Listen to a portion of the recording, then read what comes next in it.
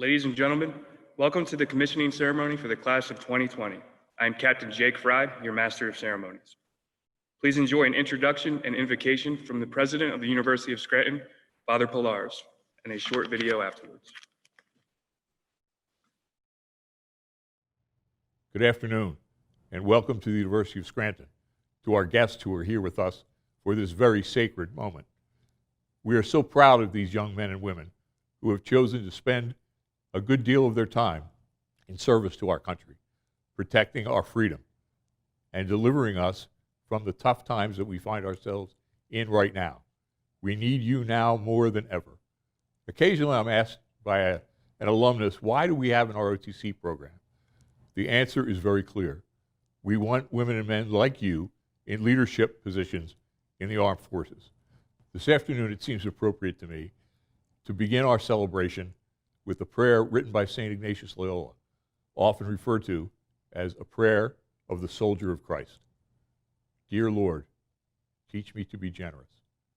Teach me to serve you as you deserve, to give and not to count the cost, to fight and not to heed the wounds, to toil and not to seek for rest, to labor and not to ask for reward, save that of knowing that I do your will. Amen.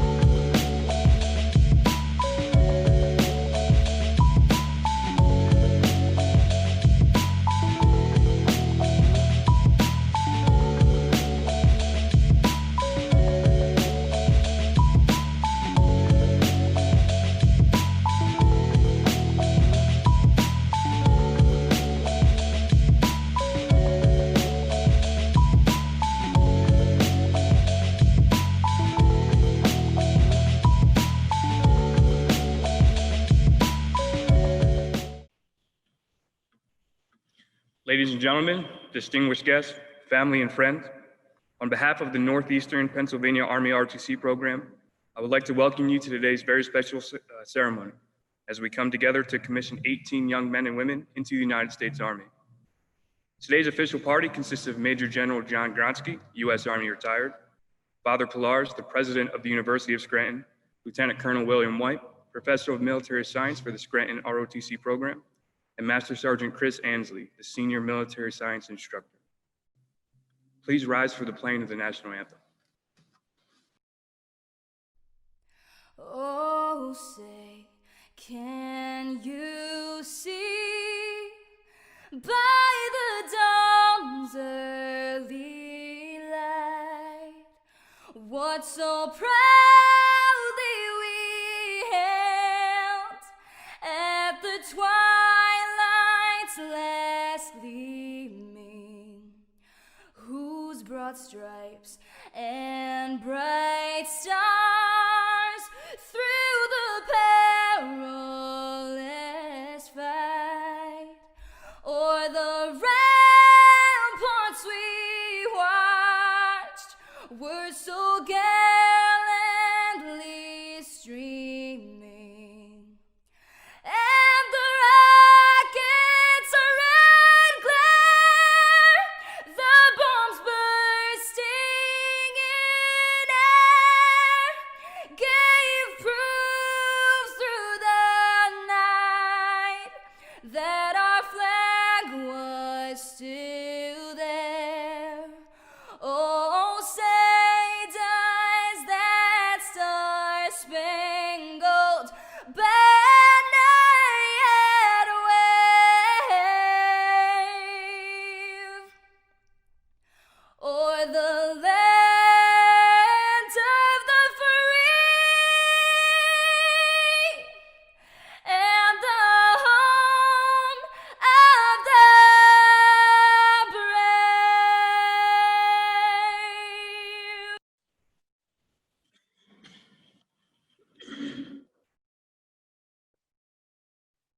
I'd like to introduce the Professor of Military Science for the Northeastern Pennsylvania Army ROTC program, Lieutenant Colonel William White.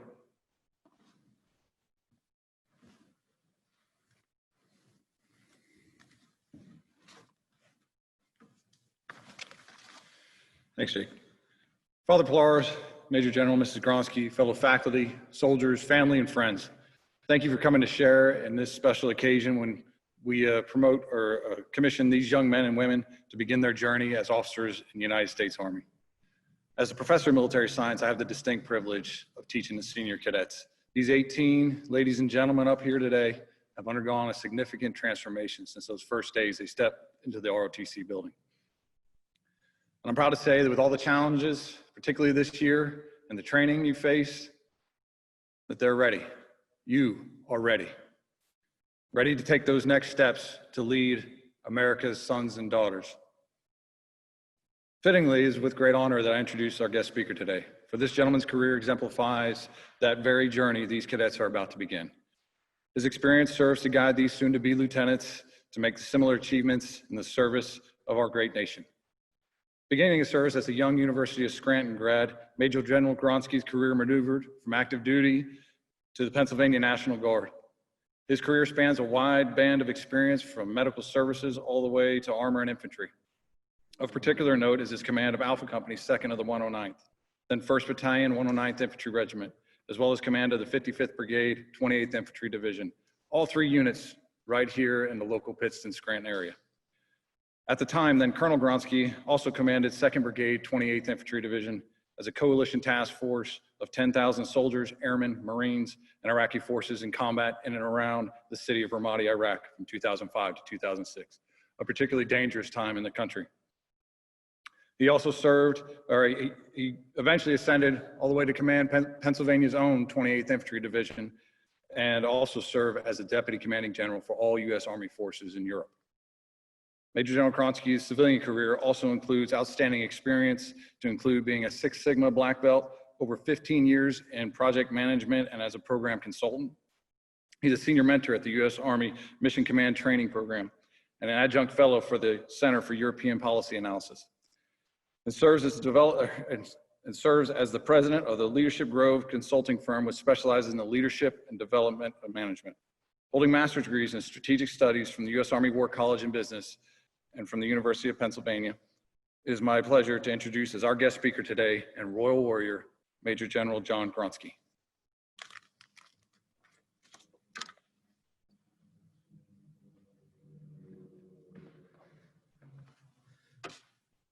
Father Plars, Lieutenant Colonel White, our ROTC cadre, family, friends, and especially our newly commissioned lieutenants. You know, it's great to be with you today. I do want to actually recognize one of the guests here with me at the University of Scranton, Sergeant Bruce Prandy, who actually served as my supply NCO when I was a company commander in West Pittston. So it's always nice to keep those relationships. Now, of course, we are conducting this commissioning ceremony in a different way this year because of the pandemic. But that certainly does not diminish what you lieutenants have accomplished and the pride that you and your families should feel. You know, due to the pandemic, I want to recognize that many Americans have suffered both health-wise and financially, and I don't want to downplay that at all. But I want to say that our country has survived much greater challenges than this throughout our history. You know, this pandemic is just a speed bump. In the grand scheme of things, it is small stuff. And my first bit of advice to all of you lieutenants is do not sweat the small stuff.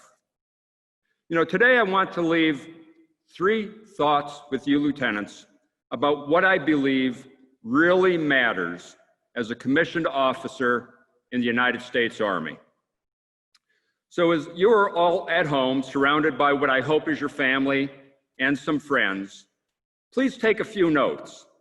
I think the thoughts that I will convey to you today will be important for you all to hear as you begin your careers. You know, you are beginning your career in the greatest army on the face of the earth, the greatest army ever assembled in the history of civilization that defends the greatest country in the world. That is pretty awesome. But with that awesome opportunity comes awesome responsibility, and I am certain you are all up for the challenge. And I believe that with all of my heart. There are many things that matter as you take on your role in the United States Army as a lieutenant. But I would like to provide my thoughts on 3 things that I think really matter. First, character matters. As a commissioned officer, you must be beyond reproach in the manner in which you conduct yourself. After all, you are a commissioned officer in the United States Army. You have set yourself apart from your peers who did not choose the same path you are choosing to take. You have set yourself apart because you are taking an oath to defend our nation against all enemies, foreign and domestic. In terms of character, integrity, and values, make no mistake about it, more is expected of you. More is expected of you by the way you behave in and out of uniform. You must be true to our Army values in good times and in bad times, when times are easy and when times are tough. And you must factor our Army values into every decision you make. You know, I want to share a short story to make my point about how important our values is. You know, when I commanded a brigade in Ramadi in 2005 and 2006, I had to engage the governor of Al Anbar province on a regular basis, Governor Mamoon. And Governor Mamoon is what we refer to as a high value target, but in a good way, because he more or less supported our American military operations in Iraq. So we knew we had to protect him. There came a time when Mamoon had to have a medical procedure conducted, and because Ramadi was so violent, chaotic, dysfunctional, he couldn't have the medical procedure conducted there. So we transported him about 2 hours east to the city of Baghdad to an American military medical facility there. And he was gone for about 2 weeks. And when he came back to Ramadi, he sent word to my headquarters that he wanted to see me as soon as he could. And I arrived at his office at the government center, and his office was a huge room, and he always had a large entourage in his office. You know, usually about 20 sheikhs, about 15 personal staff, you know, from the government there. And he asked everybody in his office to leave. The only 3 people left in his office was Governor Mamoon, myself, and my interpreter. Governor Mamoon came and he sat down beside me, and he took my hand in his hand. And for anybody who knows anything about Arab culture, when an Arab man takes another man's hand in his, it is a sign of trust, a sign of respect. And that's the first time Governor Mamoon ever did that with me. And he looked into my eyes and he said, you know, Colonel Gronsky, he said, many times you have sat in my office here and you've told me about American values. You've told me about the values of your soldiers and your Marines. And I never really knew what you were trying to tell me. But when I was at Baghdad at that American military treatment facility there, I watched with my own eyes a wounded insurgent being brought to the trauma unit. And I saw how you American medics and nurses and doctors struggled to save the life of this insurgent. He said, I could not believe how hard you Americans worked to save the life of one of your enemies. He said, now I know what you were trying to tell me about American values. And, you know, I was very proud that day that he finally got the message. The other thing is family matters.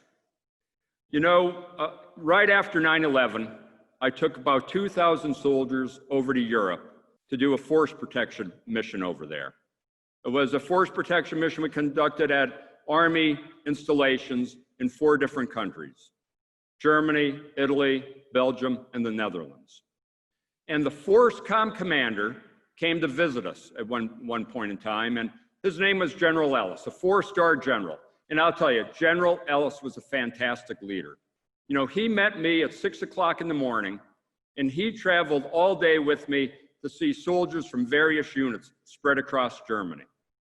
And he didn't leave us until about 9 o'clock that night. And he took the time to sit down with small groups of soldiers and talk to them. You know, he asked them how the mission was, you know, how their training was going, if they had all the resources they need.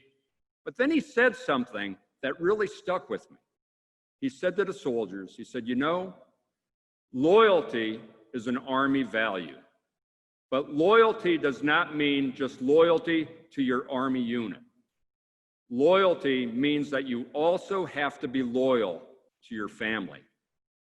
And you know, I never heard a senior Army leader ever say that before, and it stuck with me to this day. And so I just want to remind you, as you go off on your careers, stay in touch with your families. You know, communicate to your families. Let your families know how you're doing from time to time. You know, they've done this so much for you throughout your career thus far, throughout your education, throughout your training. They really want to stay connected with you. So please stay connected with your families. And then the other thing, think of your family in a little bit larger global perspective. You know, the cadre here at the University of Scranton are part of your family. They spent the last 4 years training you, getting you prepared to become a second lieutenant. Stay in touch with your cadre. Stay in touch with your fellow lieutenants that are getting commissioned today. And stay in touch with the other cadets that are part of this program. The third thing is your soldiers matter. You know, most of you have probably watched the movie, We Were Soldiers. It's based on the book, We Were Soldiers Once and Young, by Lieutenant General Hal Moore and Joe Galloway. You know, when Hal Moore was a lieutenant colonel, he took his air assault battalion into the Yadrang Valley in Vietnam and fought a vicious battle there. But there's a scene in the movie that prior to that battalion getting over to Vietnam, they were training at Fort Benning. And there's a scene that depicted 2 different lieutenants. One lieutenant was berating his soldiers, screaming at them, belittling them, not really showing them much respect at all. And then this scene shifted to another lieutenant who was actually personally inspecting the feet of one of his soldiers, seeing if that soldier had blisters, and if he did, making sure that a medic came to help that soldier get those blisters taken care of. So I want to encourage you, do not be a tyrant of a leader, be a servant leader. You know, a servant leader is one who truly takes care of their troops. Now, that doesn't mean a servant leader doesn't ensure that their soldiers train hard, tough, realistic training. That's how you take care of your soldiers. A servant leader also makes sure that standards are enforced. And for those who don't adhere to the standards, they are dealt with. But a servant leader means treating your soldiers with dignity and respect. You know, as a leader, you must place your soldiers first. You must care for your soldiers more than you care for yourself. You must place the welfare of your soldiers above your own, and that is a very difficult thing for a leader to do, but you must do that. So in closing, I just want to wish all of you lieutenants good luck and Godspeed. I am very proud of all of you. You know, you have volunteered to defend our nation. I have the greatest confidence that you will serve our nation well. Thank you for choosing this path to defend our great country.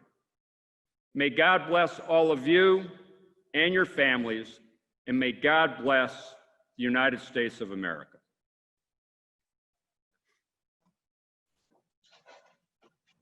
Major General Gronsky. Yes. First, I would like to thank you for being with us this afternoon on behalf of all the cadre cadets from the Royal War Battalion. And on their behalf, I'd like to present to you this class gift. Inscribed on this K-bar is both your name, the Royal War Battalion crest, and a small thank you message. And again, I'd just like to express a deepest thank you for your words this afternoon, and then also your time. I'll tell you, that is an awesome gift. I really want to thank you and the rest of the Royal Warrior Battalion for presenting this gift to me. It will mean a lot. It will certainly be in a place of honor at my home. So thank you very much. And again, good luck. Thank you, sir.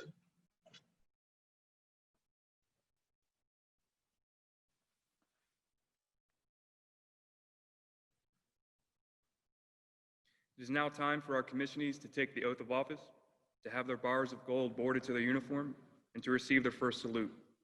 This will be the first virtual commissioning in NEPA battalion history. Family and friends, we ask that you join in and help pin your cadet after the oath is given. The commissioning ceremony is a time-honored tradition that signifies a new officer joining the profession of arms. This ceremony is the visible transformation from cadet to officer. The law requires that the oath be administered by a commissioned officer or other person specifically allowed to by federal statute. The procedure for this ceremony will be as follows. Major General Gronsky will administer the oath of office to all of the cadets. He will then administer the state oath to the National Guard cadets. Cadets will then have their ranks boarded by those they have selected, and after the ceremony, cadets may receive their first salute. Major General Gronsky will now administer the oath of office to the commissioning class of 2020. At this time, cadets, please stand.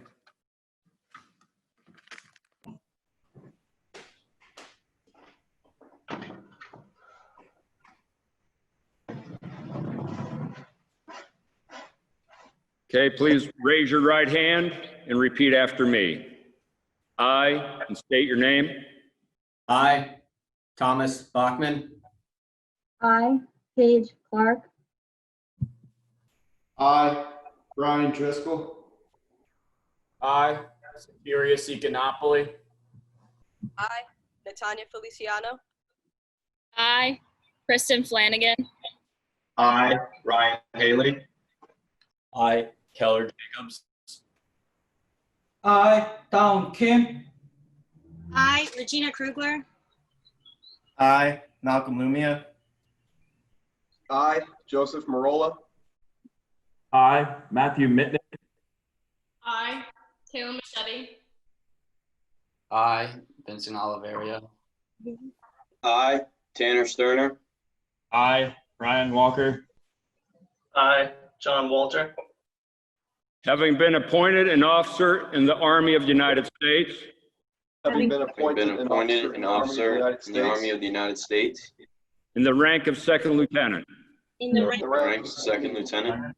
do solemnly swear Do solemnly swear that I will support and defend the Constitution of the United States that I will support and defend the Constitution of the United States against all enemies, foreign and domestic, against all enemies, foreign and domestic, that I will bear true faith and allegiance to the same, that I will bear Bear true faith and allegiance to the same, that I take this obligation freely, that I take this obligation freely, without any mental reservation or purpose of evasion, without any mental reservation or purpose of evasion, and that I will well and faithfully and that I will well and I will well and faithfully discharge the duties of the office discharge the duties of the office upon which I am about to enter.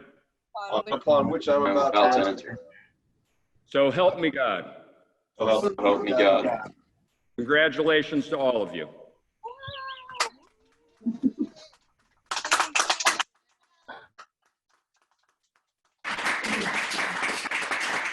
We had us not muted, so I had to.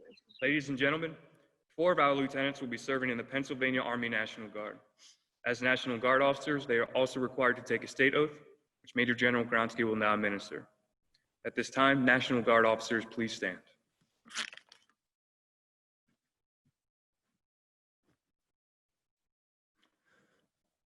Raise your right hand and repeat after me. I, and state your name, I, Thomas Bachman, I, Brian Driscoll. I, Joseph Marola. I, John Walter, do solemnly swear or affirm do solemnly Affirm.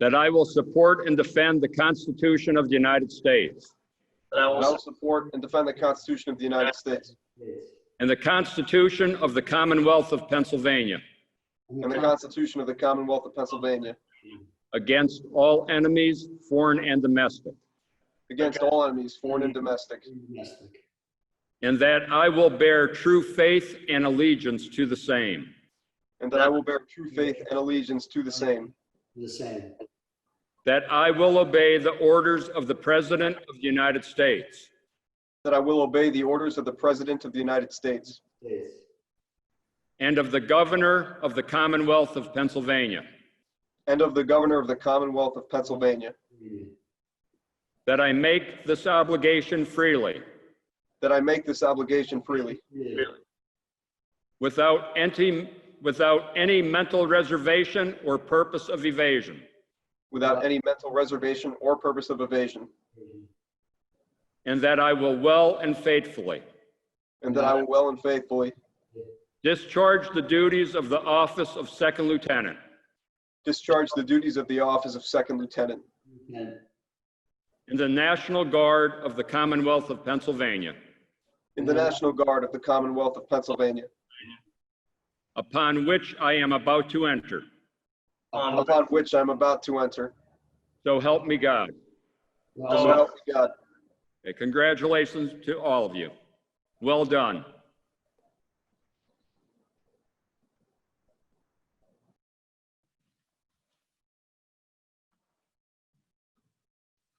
The lieutenants will now receive their insignia of rank.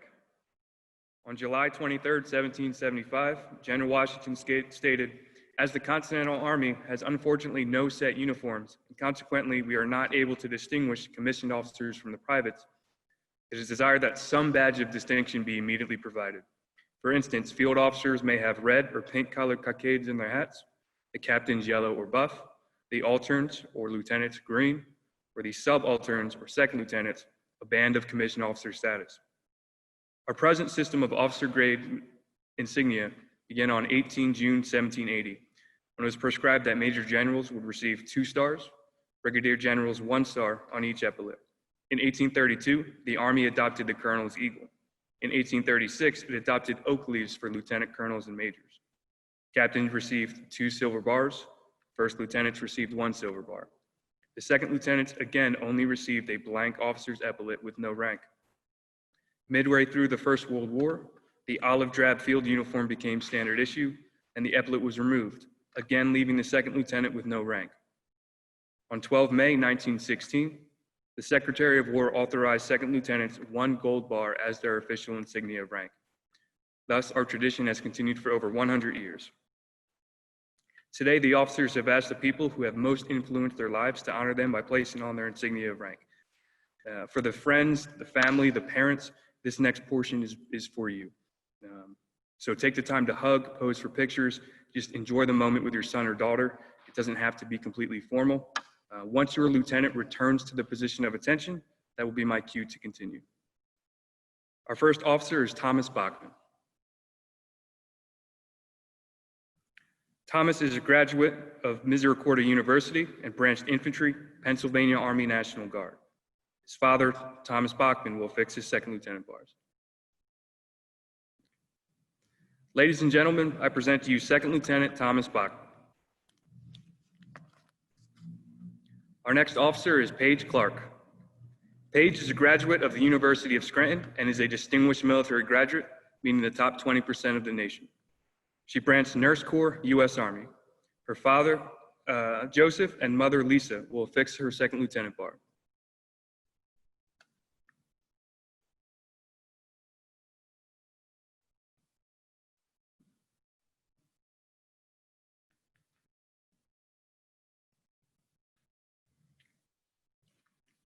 Ladies and gentlemen, I present to you Second Lieutenant Paige Clark. Our next officer is Brian Driscoll. Brian is a graduate of Wilkes University and branched Field Artillery, Pennsylvania Army National Guard. His father and mother, John and Susan Driscoll, will affix his second lieutenant bars. Brian's brother, First Lieutenant John Driscoll, is currently deployed to Qatar with the United States Air Force and has asked his mother to represent him during this pinning. Brian's father is also standing in for his grandmother, Helena Winston, herself a former U.S. Army nurse. Ladies and gentlemen, I present to you Second Lieutenant Brian Driscoll. Our next officer is Soterius Econopoulos. Soterius is a graduate of the University of Scranton and branched Quartermaster, U.S. Army. His mother and stepfather, Denise and Ross Zabar, father Demetrius, and brother Facilius Econopoulos, will affix his second lieutenant bars.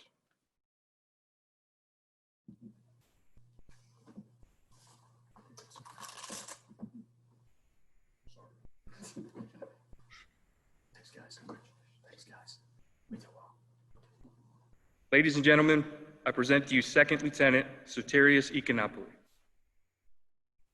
Our next officer is Natanya Feliciano. Natanya is a graduate of the University of Scranton and is a distinguished military graduate. She branched Nurse Corps, U.S. Army. Her wife, Denia I. Diaz, will affix her second lieutenant bars.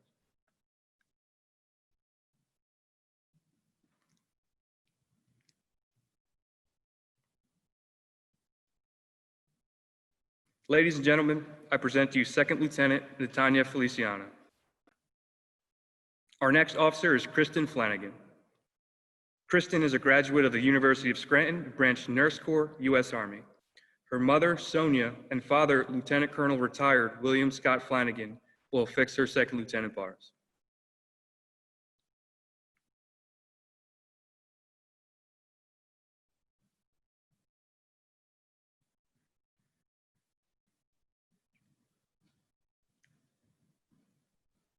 Ladies and gentlemen, I present to you Second Lieutenant Kristen Flanagan. Our next officer is Ryan Haley. Ryan is a graduate of the University of Scranton and is a distinguished military graduate, also in the top 10% of the nation. He branched Finance Corps, U.S. Army. His father, John Haley, and mother, Katie O'Brien, will affix his second lieutenant bar.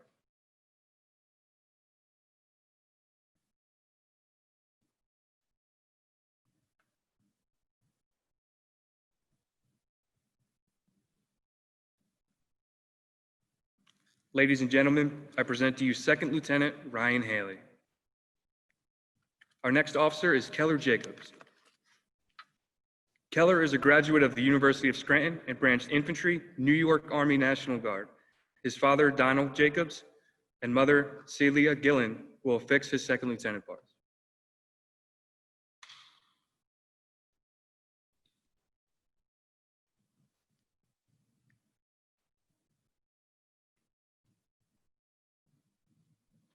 Ladies and gentlemen, I present to you Second Lieutenant Keller Jacobs. Our next officer is Daun Kim. Daun is a graduate of the Wilkes University and Branch Medical Services, U.S. Army Reserves. His mother, Youngmi, and father, Jin Kim, will affix his second lieutenant bars.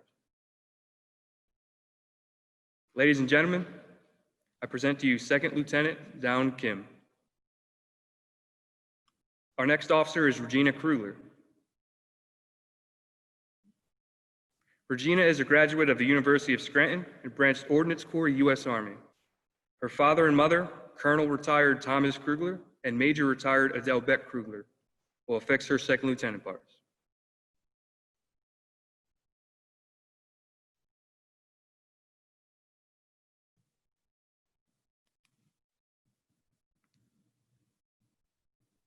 Ladies and gentlemen, I present to you Second Lieutenant Regina Krugler. Our next officer is Malcolm Maslow Lumia. Malcolm is a graduate of King's College and Branch Transportation Corps, U.S. Army. His father, Paul Lumia, and mother, Melanie Maslow, will affix his second lieutenant bars.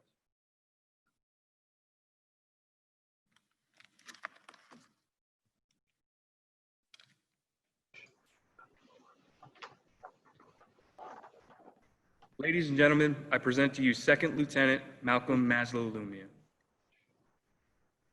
Our next officer is Joseph Marola.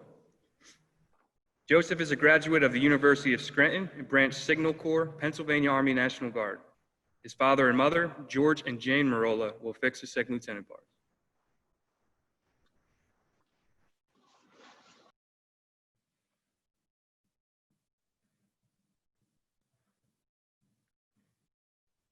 Ladies and gentlemen, I present to you Second Lieutenant Joseph Marola.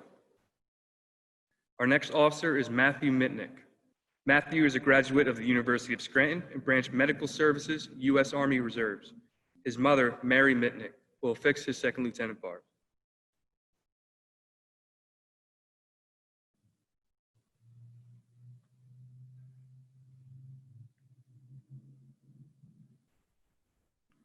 Ladies and gentlemen, I present to you Second Lieutenant Matthew Mitnick.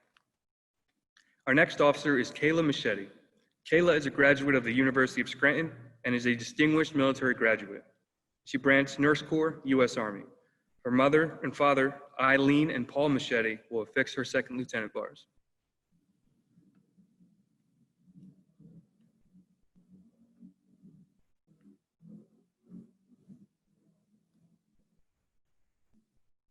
Ladies and gentlemen, I present to you Second Lieutenant Kayla Machete. Our next officer is Vincent Oliverio. Vincent is a graduate of the University of Scranton and Branch Cyber, U.S. Army. His father, Major retired James Oliverio, and mother, Antoinette Oliverio, will affix his second lieutenant bars.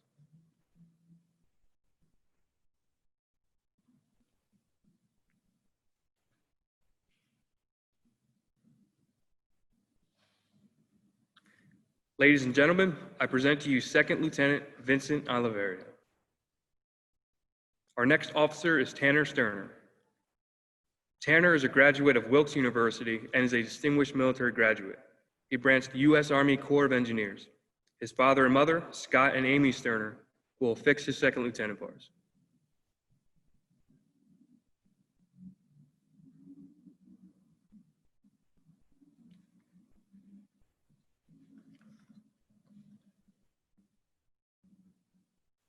Ladies and gentlemen, I present to you Second Lieutenant Tanner Sterner.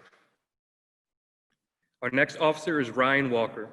Ryan is a graduate of the University of Scranton and Branch Engineer, U.S. Army Reserves.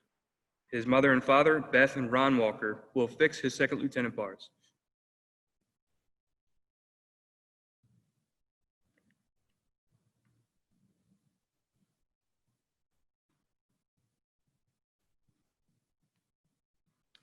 Ladies and gentlemen, I present to you Second Lieutenant Ryan Walker.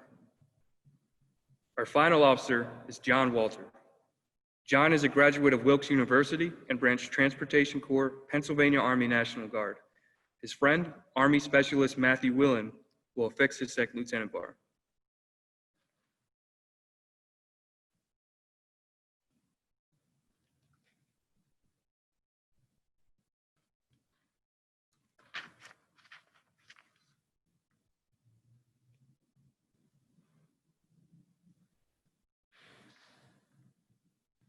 Ladies and gentlemen, I present to you Second Lieutenant John Walter.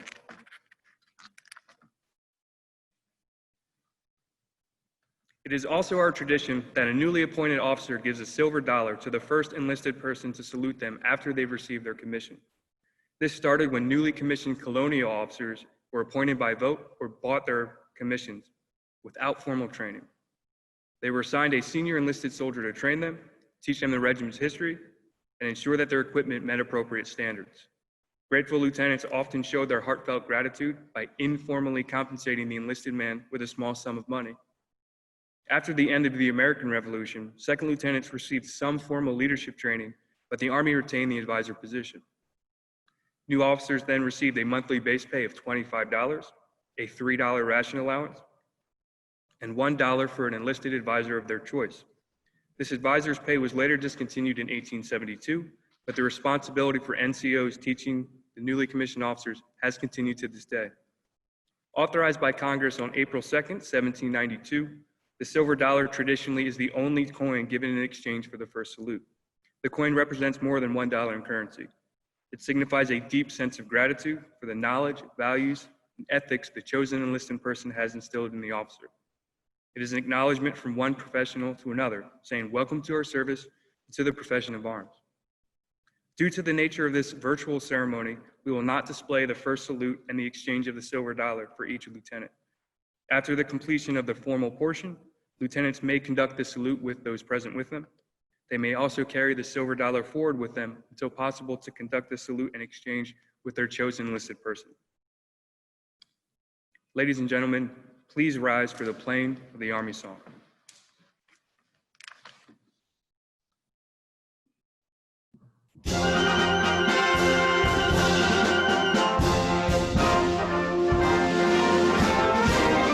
March along, sing a song with the army of the free. Count the brave, count the true, who have fought to victory. We're the army and proud of our name. We're the army and proudly proclaim. First to fight for the right and to build the nation's might, and the army goes rolling along.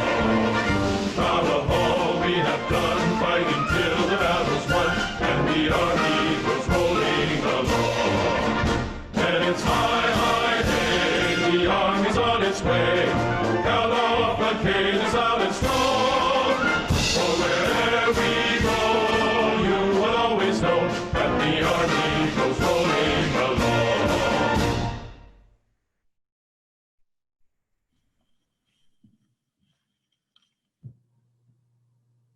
Ladies and gentlemen, present to you the commissioning class of 2020.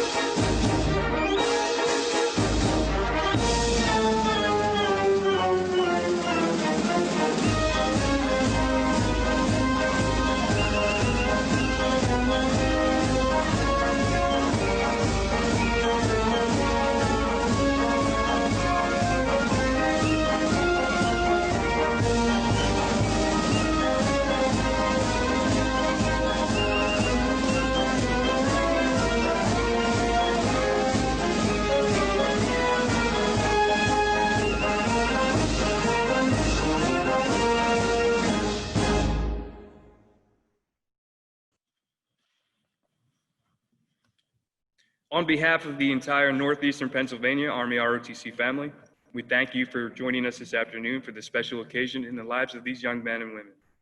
This concludes today's ceremony. You are cordially invited to join us in the Zoom breakout room for a reception in their honor. Thank you.